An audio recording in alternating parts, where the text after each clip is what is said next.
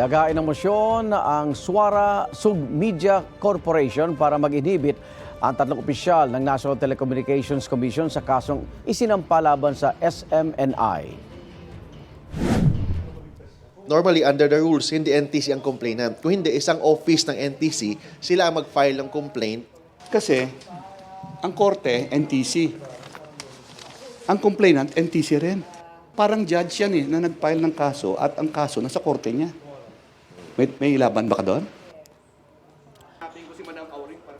Ganyan po paliwanag ng SMNI kung bakit gusto nilang mag-inhibit o mapalitan ng tatlong opisyal ng NTC na umahawak sa kaso kaugnay sa mga umano'y paglabag ng SMNI sa kanilang prangkisa.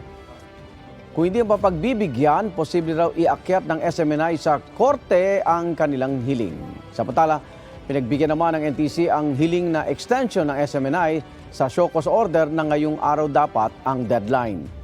Pinagpapaliwanag ng NTC ang network kung bakit hindi sila dapat tanggalan sa ere ng prangkisa. Kinwestiyon ng SMNI kung bakit hearing officer ang humarap sa kanila, imbis na commissioner at dalawang deputy commissioner. Sinubukan ng GMA Integrated News na kunin ang pahayag ng NTC, ngunit wala silang ibinigay pang pahayag. Igan, mauna ka sa mga balita. Mag-subscribe sa GMA Integrated News sa YouTube. Sa mga kapuso abroad, subaybayan nyo kami sa GMA Pinoy TV at sa www.gmanews.tv.